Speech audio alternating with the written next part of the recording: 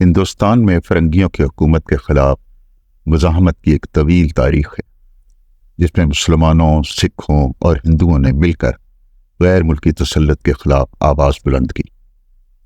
فرنگی حکومت نے تاج برطانیہ کے خلاف اٹھنے والی ہر آواز کو دبانے کے لیے ظلم اور جبر کے سارے ہتھ کنڈے استعمال کیے۔ 1857 کا سال انگریزوں کے خلاف عوامی مزاحمت کا نقطہ عروج تھا، جس نے ایسٹ انڈیا کمپنی کی حکومت کی بنیادیں ہلا دی تھی۔ جنگ آزادی میں ناکامی کے بعد ہندوستان کے باشندوں کو فرنگی انتقام کا سامنا کرنا پڑا، جس میں حریت پسندوں کو چن چن کر نشان عبرت بنایا گیا تاکہ آئندہ کسی کے دل میں مزاحمت کا خیال نہ آئے۔ لیکن آزادی تو ایک آدرش، ایک خیال اور ایک جذبے کا نام ہے۔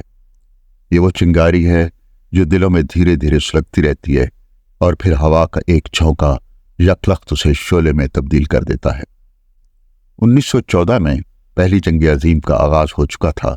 یہ جنگ جہاں دنیا کے مختلف حصوں کا جغرافیہ بدل رہی تھی، وہیں برصغیر پاک و ہند کی تاریخ پر بھی اثر انداز ہو رہی تھی۔ اس جنگ میں برطانیہ کو ہندوستان سے مالی اور افرادی مدد کی ضرورت تھی۔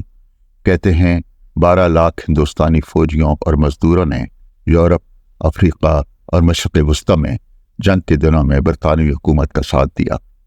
اس کے علاوہ مقامی راجاؤں اور رؤساء نے مالی مدد کی۔ دوسری طرف برطانوی حکومت کے خلاف عوامی سطح پر مزاحمت اور تحریکوں کا سلسلہ جاری تھا۔ ان تحریکوں کو دبانے کے لیے 1915 میں ڈیفنس آف انڈیا ایکٹ کا اجرا کیا گیا۔ اس ظالمانہ ایکٹ کی منظوری میں اس وقت کے پنجاب کے لیفٹیننٹ گورنر مائیکل اڈوائر کا اہم کردار تھا۔ بعد میں رولٹ کی سربراہی میں ایک کمیٹی قائم کی گئی۔ رولٹ ایکٹ کو امپیریل لیجسلیٹو کونسل سے منظور کر کے نافذ کر دیا گیا۔ اس ایکٹ کے مطابق حکومت کسی بھی شخص کو بغیر کسی مقدمے کے غیر معینہ مدت تک حراست میں رکھ سکتی تھی اور اس کا یہ اقدام کسی بھی عدالت میں چیلنج نہیں ہو سکتا تھا۔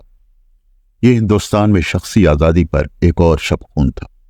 ہندوستان کے باشندے جو سیاسی اصلاحات کی توقع کر رہے تھے، رولٹ ایکٹ کے نفاذ سے سخت مایوس ہوئے۔ قائد اعظم محمد علی جناح نے اسے ایک کالا قانون قرار دیا اور بطور احتجاج لیجسلیٹو کونسل سے استعفیٰ دے دیا۔ کانگریس نے بھی رولٹ ایکٹ کی مخالفت کی اور گاندھی نے اس ایکٹ کے خلاف ستیہ گرہ کا آغاز کیا اور ملک بھر میں ہڑتال کی کال دی گئی، جس پر پنجاب کے مختلف شہروں میں لوگوں نے احتجاج شروع کر دیا۔ اس احتجاج میں مسلمان، ہندو، سکھ اور عیسائی رولٹ قانون کے خلاف یک زبان ہو گئے۔ 1919 کا سال تحریک آزادی کا اہم سنگ میل ہے۔ رولٹ ایکٹ کے نفاذ کے بعد پورے ملک میں احتجاج شروع ہو گیا۔ دوسری طرف تیسری افغان جنگ کا آغاز ہو گیا۔ پنجاب میں احتجاج سب سے نمایاں تھا۔ تاج برطانیہ کے لیے صورتحال تیزی سے خراب ہو رہی تھی۔ ذرائع مواصلات معطل ہو چکے تھے۔ اپریل کے آغاز میں احتجاج میں شدت آ گئی تھی۔ لاہور میں انارکلی کے مقام پر ہزاروں افراد کا احتجاج ہوا، جس میں رولٹ ایکٹ اور برطانوی حکومت کی مذمت کی گئی۔ یہ صورتحال انگریز حکمرانوں کے لیے غیر متوقع اور ناقابل برداشت تھی۔ ان کے ذہنوں میں ایک خدشہ ابھر رہا تھا کہ کیا 1857 کی تاریخ خود کو دہرانے جا رہی ہے؟ کیا لوگوں کے احتجاج کی آخری منزل برصغیر سے انگریزوں کی رخصتی ہوگی؟ 9 اپریل 1919 کو ہندوؤں کو ایک تہوار تھا، جس میں عام طور پر ہندو شریک ہوتے تھے، لیکن اس بار تہوار میں ہندوؤں کے ساتھ مسلمان، سکھ اور عیسائی بھی مل گئے۔ 9 اپریل کا یہ بڑا اجتماع انگریز حکمرانوں کے لیے خطرے کی گھنٹی تھی۔ وہ تو ہمیشہ ڈیوائڈ اینڈ رول کی پالیسی کے تحت حکومت کرتے آئے تھے۔ احتجاج میں شریک لوگوں کے جذبات قابو سے باہر ہو رہے تھے۔ اب فرنگی حکومت کے صبر کا پیمانہ لبریز ہو گیا تھا۔ اگلے ہی روز جلوس کے رہنماؤں ڈاکٹر سیف الدین کچلو اور ڈاکٹر ستیہ پال کو امرتسر کے ڈپٹی کمشنر ارونگ نے مذاکرات کے لیے بلایا۔ ارونگ کی تعیناتی انہی دنوں میں امرتسر میں ہوئی تھی اور اتنے بڑے احتجاج کو دیکھ کر وہ پریشان ہو گیا تھا۔ سیف الدین کچلو اور ستیہ پال مذاکرات کے لیے ڈپٹی کمشنر کے گھر پہنچے تو انہیں گرفتار کر لیا گیا اور خفیہ طور پر دھرم شالہ میں منتقل کر دیا گیا۔ جب یہ خبر شہر میں پھیلی تو لوگ ڈپٹی کمشنر کے پاس پہنچے اور قائدین کی رہائی کا مطالبہ کیا، لیکن ان کی درخواست کسی نے نہ سنی۔ اچانک مظاہرین پر گولی چلی، جس میں کئی لوگ مارے گئے اور پھر پورا شہر تشدد کی لپیٹ میں آ گیا۔ اس دن بے قابو مظاہرین نے ٹاؤن ہال، ریلوے اسٹیشن اور کئی بینکوں کو نظر آتش کر دیا۔ مظاہرین پر فائرنگ سے متعدد لوگ ہلاک ہو گئے تھے۔ جوابی حملوں میں 5 یورپی باشندے بھی مارے گئے۔ 11 اپریل کو مشتعل ہجوم نے ایک انگریز مشنری عورت جو ایک مقامی اسکول میں پڑھاتی تھی پر تشدد کیا، جسے ایک طالب علم کے والد نے محفوظ مقام پر پہنچا دیا۔ یہ واقعہ فرنگی حکمرانوں کے لیے ناقابل برداشت تھا۔ امرتسر کے مقامی کمانڈر جنرل ڈائر نے حکم دیا کہ جس گلی میں انگریز مشنری عورت پر تشدد کیا گیا، وہاں سے سب ہندوستانی باشندے ہاتھوں اور پیٹ کے بل رینگ کر گزریں گے۔ حکم پر عمل نہ کرنے کی سزا کوڑوں کی شکل میں دی جاتی۔ اس بات کو 100 سال گزر چکے ہیں۔ آج بھی وہ گلی کرالنگ سٹریٹ کہلاتی ہے اور اس کے نام کا بورڈ ہمیں ظالمانہ فرنگی راج کی یاد دلاتا ہے۔ اس واقعے سے امرتسر میں عارضی طور پر احتجاج میں کمی آ گئی، لیکن پنجاب کے دوسرے شہروں میں لوگ سول نافرمانی کے راستے پر چل نکلے اور بجلی کے کھمبے اور ریلوے لائنوں کو کئی جگہ سے اکھاڑ دیا گیا۔ اب معاملات فرنگی حکومت کے ہاتھوں سے نکلتے جا رہے تھے۔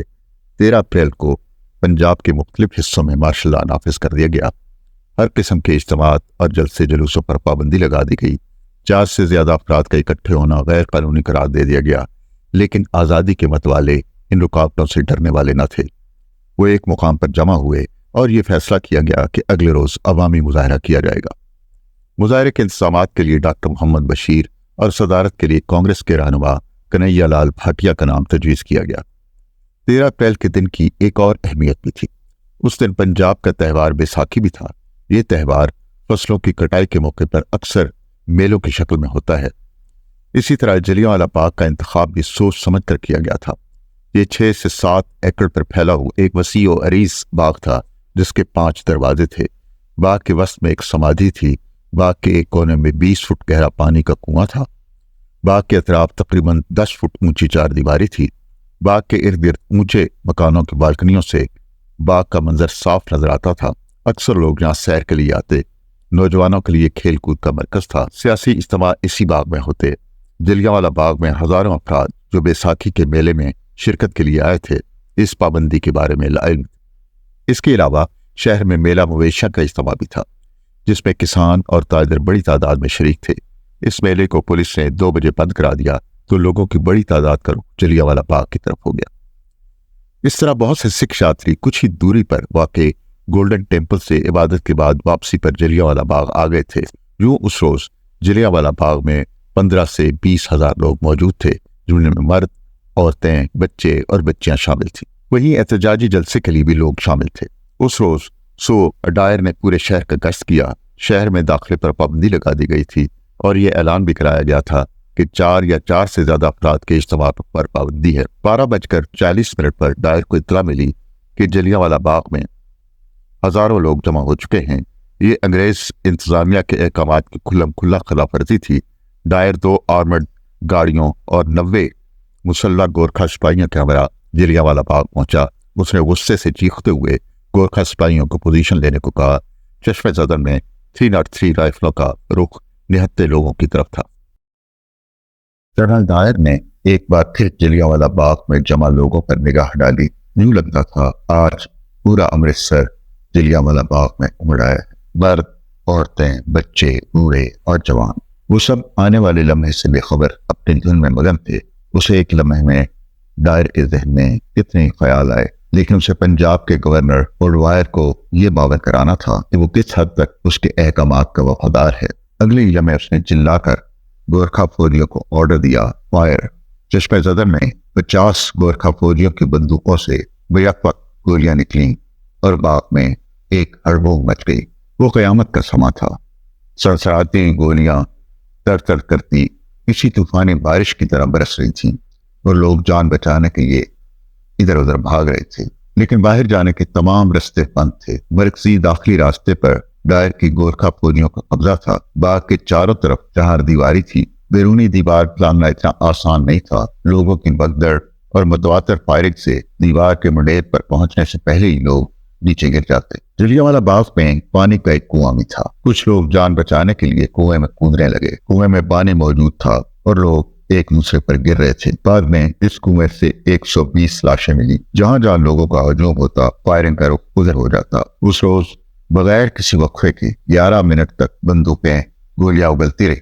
بعد میں جب گولیوں کی خولوں کا شمار کیا گیا تو پتہ چلا کہ 79 لوگوں پر 650 گولیاں چلائی گئی تھی۔ برطانوی حکومت کے ریکارڈ کے مطابق اس روز 379 لوگ مارے گئے تھے اور 1208 لوگ زخمی ہوئے تھے، لیکن یہ اعداد و شمار اصل تعداد سے بہت کم تھے۔ جس رفتار اور جس دورانیہ تک فائرنگ ہوتی رہی، اس سے اموات کہیں زیادہ ہونے کا اندیشہ تھا۔ انڈین نیشنل کانگریس نے جانی نقصان کا جائزہ لینے کے لیے جو کمیٹی بنائی، اس کے مطابق جلیانوالہ باغ میں 1000 سے زائد لوگ ہلاک اور 1500 سے زیادہ زخمی ہوئے۔ جب ڈائر اپنے گورکھا سپاہیوں کے ہمراہ واپس گیا تو جلیانوالہ باغ قیامت کا منظر پیش کر رہا تھا۔ پورا باغ لاشوں اور زخمیوں سے پٹ گیا تھا۔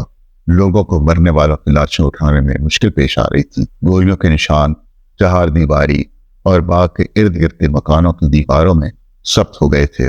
اب بھی اگر آپ امرتسر جائیں اور جلیانوالہ جانے کا اتفاق ہو تو آپ دیواروں پر ان گولیوں کے نشان دیکھ سکتے ہیں۔ ان نشانوں کو سفید رنگ کی چوکھٹوں سے محفوظ کر لیا گیا ہے تاکہ فرنگی حکومت کا اصل چہرہ تاریخ میں زندہ رہے۔ اس واقعے نے ہندوستان کے طول و عرض میں غم و غصے کی لہر دوڑا دی۔ فرنگی حکومت کے خلاف لوگوں کی نفرت نقطۂ عروج پر پہنچ گئی۔ اس واقعے کے اگلے روز بھگت سنگھ، جو لاہور کے ایک اسکول میں پڑھتا تھا، اسکول جانے کے بجائے امرتسر کے جلیانوالہ باغ پہنچ گیا۔ اس نے مٹی کو اپنے ہاتھ میں لیا تو دیکھا کہ وہ لہو میں مل کر سرخ ہو گئی تھی۔ بھگت سنگھ جلیانوالہ باغ کی خون آلود مٹی ایک بوتل میں ڈال کر اپنے گھر لے آیا تھا۔ شہیدوں کے خون میں گھلی وہ مٹی ہر روز نوجوان بھگت سنگھ کو اپنا فرض یاد دلاتی تھی۔ فرنگیوں کے تسلط سے وطن کی آزادی کا فرض۔ جلیانوالہ کی اس مٹی کی مہک آخرکار اسے تختہ اقتدار پر لے گئی۔ کیا اس نے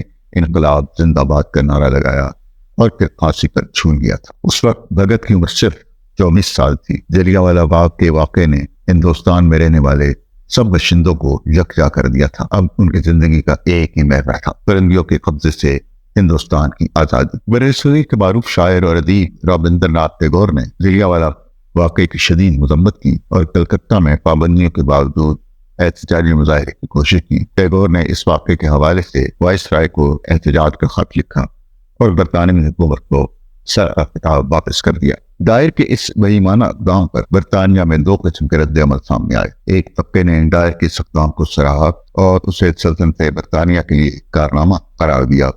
ڈائر کے چاہنے والوں نے اسے ہیرو کا درجہ دے دیا اور اسے 26,000 پاؤنڈ چندہ اکٹھا کر کے دیا گیا، جو آج سے 100 سال پہلے ایک بڑی رقم تھی۔ لیکن برطانیہ میں ہی دوسرا گروہ ان لوگوں کا تھا جنہوں نے جلیانوالہ باغ کے واقعے میں ڈائر کے کردار کی بھرپور مذمت کی اور اس واقعے کو برطانیہ کے لیے شرمندگی کا باعث قرار دیا۔ اس زمانے میں وسٹن چرچل برطانیہ کے سیکرٹری آف اسٹیٹ پر وار تھے۔ انہوں نے اور اس وقت کے برطانوی وزیر اعظم نے ڈائر کے وحشیانہ اقدام کی بھرپور مذمت کی۔ ایوان نمائندگان میں چرچل کی تقریر کے بعد رائے شماری میں ڈائر کے اس اقدام کے خلاف 247 اور حق میں صرف 37 ووٹ آئے۔ عوامی سطح پر شدید رد عمل نے حکومت برطانیہ کو اس واقعے کی انکوائری پر مجبور کر دیا۔ یوں 14 اکتوبر 1919 میں ہنٹر کمیشن قائم کیا گیا، لیکن ڈائر اپنے اقدام پر نادم نہیں تھا، بلکہ وہ آخر دم تک اس کا دفاع کرتا رہا۔ ہنٹر کمیشن کے سامنے اپنے بیان میں ڈائر نے لرزہ خیز انکشاف کیا۔ اس نے تسلیم کیا کہ فائرنگ کے بغیر بھی مجمع کو منتشر کیا جا سکتا تھا۔ کمیشن کے ایک ممبر نے جب سوال کیا کہ اگر جلیانوالہ باغ میں آنے کا راستہ تنگ نہ ہوتا تو کیا تم آرمڈ گاڑیاں اندر لے آتے اور مشین گن سے لوگوں پر فائر کرتے؟ ڈائر نے انتہائی ڈٹائی سے جواب دیا، ہاں میں ایسا ہی کرتا۔ کمیشن کے ممبر نے سوال کیا، کیا اس سے ہلاکتوں کی تعداد زیادہ نہ ہو جاتی؟ ڈائر نے اس کا جواب ہاں میں دیا۔ ڈائر نے کمیشن کو بتایا کہ مجمع منتشر ہونا شروع ہو گیا تھا، لیکن انہوں نے فائر کرنا بند نہیں کیا۔ فائرنگ اس وقت تک فائرنگ کرتے رہے جب تک ایمونیشن ختم ہونے کے قریب نہیں آ گیا۔ اس سوال پر کہ تم نے فائرنگ کے نتیجے میں زخمی ہونے والوں کی مدد نہیں کی، ڈائر نے جواب دیا، زخمیوں کی مدد کرنا میرا نہیں، ڈاکٹروں کا کام تھا۔ اسپتال کھلے تھے، زخمی اسپتال جا سکتے تھے۔ کمیشن نے اپنی رپورٹ میں لکھا کہ مارشل لاء کا کوئی جواز نہیں تھا اور نہ ہی مارشل لاء کی آڑ میں ظالمانہ سلوک کا جو ہندوستانی باشندوں سے روا رکھا گیا۔ کمیشن نے ڈائر کو اس وحشیانہ قتل عام کی کڑی سزا دینے کے بجائے صرف یہ تجویز کیا کہ اسے عہدے سے ہٹا دیا جائے۔ یوں اسے 23 مارچ 1920 کو اپنے عہدے سے ہٹا دیا گیا۔ اس طرح افغانستان جنگ میں اسے CBE کا اعزاز نہ دینے کا فیصلہ کیا گیا۔ اس واقعے کے بعد جلیانوالہ باغ ہندوستانیوں کے لیے آزادی کا نشان بن گیا۔ یہ فیصلہ کیا گیا کہ اس کو آزادی کے لیے مزاحمت کی یادگار کے طور پر محفوظ کر دیا جائے۔ 1920 میں جلیانوالہ باغ کو 5,60,000 اور 442 روپے میں خرید لیا گیا۔ انگریزوں سے آزادی ملنے کے بعد یہاں شہیدوں کی یادگار تعمیر کی گئی۔ یہ 30 فٹ اونچی یادگار 1961 میں مکمل ہوئی اور اس کا افتتاح اس وقت کے بھارت کے صدر ڈاکٹر چندر پرساد نے کیا تھا۔ آج بھی سیاح امرتسر میں جلیانوالہ باغ جائیں تو انہیں وہاں 13 اپریل کی تاریخ مجسم نظر آتی ہے۔ وہ کنواں جس پہ 120 لوگوں نے کود کر جان دے دی تھی، یادگار کے طور پر محفوظ کر لیا گیا ہے۔ اسی طرح دیواروں پر گولیوں کے نشان بھی اس دن کے زخموں کی طرح آج بھی تازہ ہیں۔ باغ میں ایک بڑے سے پیالے میں ایک شعلہ دکھائی دیتا ہے، اسے شعلہ آزادی کہتے ہیں، جو اس شعلے کا عکس ہے جو دنیا کے تمام انسانوں کے دلوں میں ازل سے روشن ہے اور ابد تک روشن رہے گا۔ اس واقعے کے 8 سال بعد ڈائر کا 1927 میں انتقال ہو گیا اور یوں یہ کہانی اپنے انجام کو پہنچی۔ لیکن شاید اس کہانی نے ایک اور موڑ لینا ہے۔ ابھی ایک اور کردار نے اس کہانی میں آنا ہے، وہ جو 13 اپریل 1919 کے دن جلیانوالہ باغ موجود تھا، جس کی عمر 19 برس تھی، جو لہو کی گولی کو اپنی آنکھوں سے دیکھ رہا تھا، جس کے ارد گرد عورتیں، بچے، جوان اور بوڑھے مر رہے تھے، جس کی آنکھوں میں لہو بھر گیا تھا، جس کے ہاتھوں کی مٹھیاں بھج گئی تھیں، جس کے گلے کی رگیں تن گئی تھیں، اور جو لڑکھڑاتے ہوئے لاشوں کے ڈھیر میں کھڑا ہو گیا تھا، اور جس نے تڑتڑاتی ہوئی گولیوں کے شور میں چیخ کر کہا تھا، مجھے ان معصوم لوگوں کے لہو کی قسم، ایک دن اس خون ناحق کا بدلہ ضرور لوں گا۔ جلیانوالہ باغ میں اس روز قیامت کا سما تھا، ہر طرف چیخو پکار تھی۔ اس کی آنکھوں کے سامنے بچے، بوڑھے اور جوان فرنگیوں کی گولیوں سے کٹے ہوئے درختوں کی طرح گر رہے تھے۔ اس کے دل میں نفرت اور غصے کا طوفان امڑ آیا تھا۔ اس نے جلیانوالہ کی خون آلود مٹی کو مٹھی میں بند کیا اور اپنی پوری قوت جمع کر کے چیخ کر کہا تھا، میں اس خون ناحق کا بدلہ لوں گا۔ اس کا نام اودھم سنگھ تھا۔ وہ 26 دسمبر 1899 کو پنجاب کے گاؤں سنم میں پیدا ہوا تھا۔ ماں اس کی پیدائش کے 2 سال بعد ہی فوت ہو گئی تھی۔ جب وہ 8 سال کا ہوا تو والد بھی انتقال کر گئے۔ یوں وہ اس بھری دنیا میں اکیلا رہ گیا تھا، نہ کوئی گھر، نہ ٹھکانہ۔ اسے اس کے بھائی کے ہمراہ ایک یتیم خانے میں چھوڑ دیا گیا۔ زندگی کی تلخیوں سے یہ اس کا پہلا تعارف تھا۔ اس یتیم خانے میں اس کے ہمراہ رہنے والے بچے بھی اس کی طرح اپنے والدین کھو چکے تھے۔ یتیم خانے میں اس کا نام شیر سنگھ کے بجائے اودھم سنگھ رکھ دیا گیا۔ وہ ایک بے قرار روح لے کر آیا تھا۔ نچلا بیٹھنا اس کے لیے ممکن ہی نہ تھا۔ اسے ہر وقت کچھ سرگرمی چاہیے تھی، کوئی ایسا کام جس سے وہ دوسروں کی توجہ اپنی جانب مبذول کرا سکے۔ شاید اس کی وجہ توجہ کی وہ کمی تھی جو والدین کے بچھڑ جانے سے پیدا ہوئی تھی۔ زندگی اپنے ڈھب سے گزر رہی تھی۔ اسے اسکول کی تعلیم حاصل کرنی تھی۔ ملک میں سیاسی ہلچل شروع ہو گئی تھی۔ لوگ فرنگیوں کے راج کے خلاف اٹھ رہے تھے۔ پنجاب میں لوگوں کی آواز دبانے کے لیے تشدد کے سارے ہتھکنڈے استعمال ہو رہے تھے۔ ان سب اقدامات کے پیچھے جنرل اوڈوائر کا ہاتھ تھا، جو اس وقت پنجاب کا لیفٹیننٹ گورنر تھا۔ یاد رکھیں کہ جنرل اوڈوائر اور کرنل ڈائر 2 علیحدہ شخصیات تھیں۔ جنرل اوڈوائر پنجاب کا گورنر تھا، جبکہ کرنل ڈائر، جس نے جلیانوالہ باغ میں فائرنگ کا حکم دیا تھا، جنرل اوڈوائر کا ماتحت تھا اور اس کے احکامات پر عمل کر رہا تھا۔ جنرل اوڈوائر نے جلیانوالہ باغ کے قتل عام کے بعد اپنے ماتحت کرنل ڈائر کے اقدام کا دفاع کیا اور اسے حق بجانب قرار دیا تھا۔ سیاسی معاملات کی ذرا بھی سود بود رکھنے والے جانتے تھے کہ پنجاب میں ظالمانہ اقدامات کی وجہ وہاں کا گورنر جنرل اوڈوائر تھا۔ جنرل اوڈوائر آئرلینڈ کا رہنے والا تھا، جہاں سوشلسٹ موومنٹ کے نتیجے میں اس کے والد کی جان چلی گئی تھی۔ جو قوم برسوں کی تحریکوں سے اس کی نفرت کی کہانی بہت پرانی تھی۔ جلیانوالہ باغ کے واقعے کے بعد شائع ہونے والی کتاب India as I knew it میں جنرل اوڈوائر نے پنجاب کے حوالے سے لکھا کہ اس وقت دہشت گردی کے واقعات ہو رہے تھے اور سیاسی ایجیٹیشن کی فضا تھی۔ مئی 1913 میں جب جنرل اوڈوائر نے پنجاب کے لیفٹیننٹ گورنر کا عہدہ سنبھالا تو اسے اس وقت کی وائسرائے نے خبردار کیا تھا کہ پنجاب وہ صوبہ ہے جس کے بارے میں حکومت سب سے زیادہ فکر مند ہے۔ یہاں کی صورتحال آتشگیر مادے کی طرح ہے۔ اگر ہمیں دھماکے سے بچنا ہے تو صورتحال سے محتاط طریقے سے نپٹنا ہوگا۔ یوں جنرل اوڈوائر کے دل و دماغ میں ابتدائی سی ڈر جگہ پا چکا تھا کہ پنجاب کے لوگ کسی وقت بھی اس کی حکومت کے خلاف اعلان جنگ کر سکتے ہیں۔ ان کو روکنے کا واحد طریقہ ایسے سخت اقدامات تھے جن سے انتظامیہ کو قانونی سپورٹ بھی میسر ہو۔ اس کے لیے 1918 میں डिफेंस ऑफ इंडिया एक्ट नाफिज किया गया, जिसके तहत हुकूमत को स्पेशल ट्रिब्यूनल्स कायम करने की इजाजत मिल गई थी, जिनके फैसलों के खिलाफ अपील नहीं की जा सकती थी, यानी न अपील, न दलील, न वकील। इन सब इक़दामात का मकसद इनकलाबियों को सरगर्मियों से रोकना था। डिफेंस ऑफ इंडिया एक्ट की तैयारी और नफाज में lieutenant governor Punjab general O'Dwyer का अहम किरदार था। ये एक्ट उन इनकलाबी सरगर्मियों को रोकने की कोशिश थी जिससे पंजाब और बंगाल में फिरंगियों की नींदें उड़ा दी थी। डिफेंस ऑफ इंडिया एक्ट के बाद एक और जालिमाना रोलेट एक्ट का नफाज था, जिसके तहत रही से शख्सी आज़ादी भी खत्म हो गई थी। इस पर पंजाब में शदीद रद्द अमल आया। लोग हजारों की तादाद में मुजाहरों में शिरकत करने लगे। जनरल ओडवायर, जिसके जहन में पहले इनकलाबियों का खौफ बैठा हुआ था, को यकीन हो गया कि 1857 की तारीख अपने आप को दोहराने लगी है। इस तहरीक को अभी से न रोका गया तो बरतानिया में उनकी हुकूमत खत्म हो सकती है। जनरल ओडवायर के लिए सूरत हाल तशवीशनाक थी। उसका पुराना खौफ फिर से ताज़ा हो गया था। उसने अपने आप से अहद किया कि वो ऐसा हरगिज़ नहीं होने देगा। अगली रोज उसने हर किस्म की सियासी सरगर्मी पर पाबंदी लगा दी थी और फिर 13 अप्रैल 1919 का दिन आ गया जब लेफ्टिनेंट गवर्नर जनरल ओडवायर के मातहत कर्नल डायर ने निहत्ते लोगों पर फायरिंग को हुक्म दिया, जिसके नतीजे में 1000 से ज्यादा लोग मारे गए थे और 1500 के करीब जख्मी हुए थे। उस दिन नौजवान उधम सिंह की आंखों में इस सारा मंजर महफूज हो गया था। अब उसकी जिंदगी का मकसद एक ही था, इस फायरिंग के जिम्मेदारों से निहत्ते लोगों के खून का बदला लेना। 2 लोग उसके टारगेट थे, पंजाब का लेफ्टिनेंट जनरल ओडवायर और जलियांवाला बाग में फायरिंग का हुक्म देने वाला कर्नल डायर। उसने अपनी जिंदगी इस काम के लिए वक्त कर दी। वो अफ्रीका और अमेरिका समेत कई ममालिक में गया। 1924 में उसने गदर पार्टी में बाकायदा शमूलियत इख्तियार कर ली। उस पार्टी में ज्यादातर पंजाब से ताल्लुक रखने वाले वो सिख शामिल थे जो वतन से दूर बैठे हिंदुस्तान की आज़ादी के लिए जदोजहद कर रहे थे। 1927 में ये खबर मिली कि उसका शिकार कर्नल डायर तभी मौत मर गया है।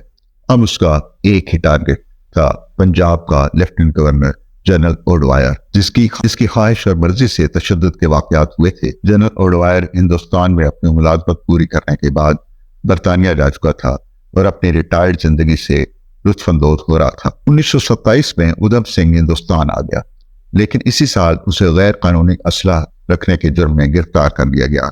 वो 1931 में जेल से रिहा हुआ। 1934 में उधम सिंह लंदन पहुंच गया। वहां एक रोज उसे इत्तला मिली कि general O'Dwyer east Indian association और सेंट्रल इंडियन सोसाइटी के एक इजलास में शिरकत करेगा। यह इजलास 13 मार्च को कैक्सटन हॉल में हो रहा था। आखिरकार वो दिन आ गया जिसका उधम सिंह को 21 साल से इंतजार था। उस दिन उधम सिंह ओवरकोट पहने और हाथ में एक किताब लिए लंदन के कैक्सटन हॉल पहुंच गया। एक रवायत यह है कि उसने रिवॉल्वर को बड़े साइज की किताब में छुपा रखा था। दूसरी रवायत के मुताबिक रिवॉल्वर उसके ओवरकोट की अंदरूनी जेब में था। उधम सिंह हॉल में जाकर पिछली कुर्सियों पर बैठ गया। अब जनरल ओडवायर स्टेज पर आ गया था। उधम सिंह के दिल की धड़कनें तेज हो गईं। उसके कानों में जलियांवाला बाग के जख्मियों की चीखें गूंजने लगी। वो अपने कुर्सी से उठा, इत्मीनान से चलता हुआ स्टेज की तरफ गया और निशाना लेकर 3 गोलियां जनरल ओडवायर के जिस्म में उतार दी। मरते वक्त जनरल ओडवायर की आंखों में हैरत थी। उधम सिंह ने भागने की कोशिश नहीं की और अपने आप को गिरफ्तारी के लिए पेश कर दिया। 2 दिन का ट्रायल हुआ, जिसमें उधम सिंह ने वाज़ेह तौर पर कहा कि उसने जनरल ओडवायर को मारकर उस सलूक का इंतकाम लिया है जो हिंदुस्तान में फिरंगियों ने उसके हमवतनों से रवा रखा हुआ है और उसे अपने इक़दाम पर कोई शर्मिंदगी नहीं। उधम सिंह ने जेल में पाबंदियों के खिलाफ 42 दिन की तवील भूख हड़ताल की। आखिर 31 जुलाई 1940 को उसे जेल में फांसी दे दी गई। उधम की फांसी ने मुज़ाहमत के सफर को और तेज कर दिया और उसके 7 साल बाद 1947 में फिरंगियों को हिंदुस्तान से रुखसत होना पड़ा। जलियांवाला बाग का खून रंग ले आया और उधम सिंह का आजाद वतन का ख्वाब पूरा हो गया। 1974 में उधम सिंह का जस्ते खाकी लंदन से भारत लाया गया और उसके बदन की राख सतलज की लहरों के हवाले कर दी गई। उन्हीं लहरों के हवाले जिनमें भगत सिंह, सुखदेव और राजगुरु की राख भी शामिल थी। जब तक सतलज की लहरों का सफर जारी रहेगा, लोग भगत सिंह, उधम सिंह और उनके साथियों को याद करते रहेंगे जिन्होंने अपनी जवानियां सुबह आजादी के लिए कुर्बान कर दी।